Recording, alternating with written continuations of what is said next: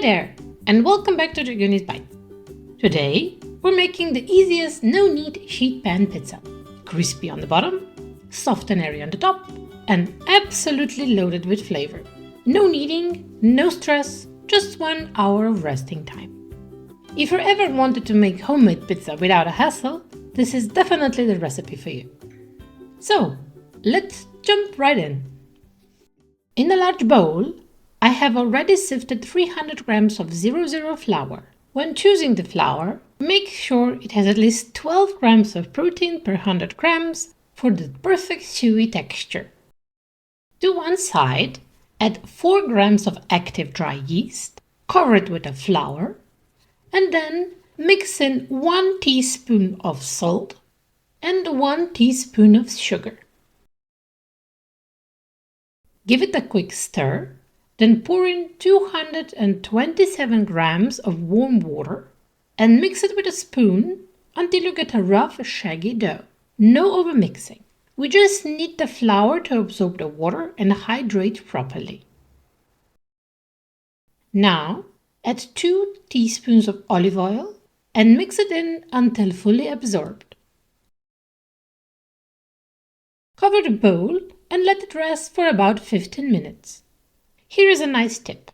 If your kitchen is cold, place the bowl in a warm oven, no more than 30 degrees Celsius. This will help the dough rise quicker. After a little power nap, it's time for a quick fold. This step helps straighten the gluten without kneading. As you can see, the dough has already started working, breaking down sugars, forming gases, and getting that perfect airy texture. Oil your hands with a little olive oil, then gently lift the dough from the center and fold it over itself a few times. You will notice it becomes smoother and shinier with each fold. This is why we don't need to knead. The gravity and the dough are doing all the work for us. Now, cover it again and let it rest in a warm spot for an hour. 1 hour later, look at the dough. Bubbly, soft, and doubled in size, just as it was meant to be. Again, lightly oil your hands to prevent sticking, then gently release the dough from the sides of the bowl. Grab your sheet pan on which you'll be spreading your dough. Here, you can opt in to use a parchment paper if you wish, but I prefer it without for a crispier bottom. Drizzle 1 tablespoon olive oil and spread it evenly across the pan. Place the dough on top and then gently stretch it out. If it shrinks back, don't fight it. Just let it rest for 5 to 10 minutes. Then stretch it again. Once it reaches the edges, let it rest for another 10 minutes, and this gives us a time to prepare our toppings. Let's get everything ready. Grate your cheese, slice up your mushrooms, olives, salami, or whatever toppings you love. You can also whip up a quick homemade pizza sauce.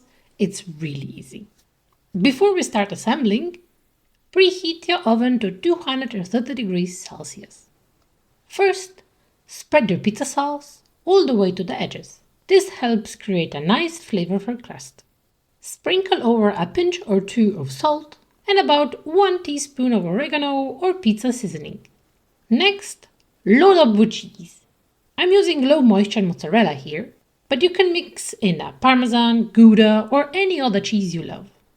Now, for the other toppings. I'm going with mushrooms, Italian salami, cherry tomatoes, sweet corn, and some olives for the final touch. But hey, you do you. Place your pizza on the bottom rack of your oven and bake for about 10 minutes. Every oven is different, so keep an eye on it. Rotate the pan halfway through so it bakes evenly on all sides. And just like that, our pizza is ready, golden, crispy, cheesy perfection. Now all that's left to do is slice it up and dig in. It's perfect for weeknights, game nights, or literally any time you're craving pizza. Give this recipe a try and let me know in the comments what toppings you'd put on your ultimate sheet pan pizza. And of course, as always, don't forget to like, subscribe, and hit that bell so you never miss any delicious bites from my kitchen. Until next time, bye bye!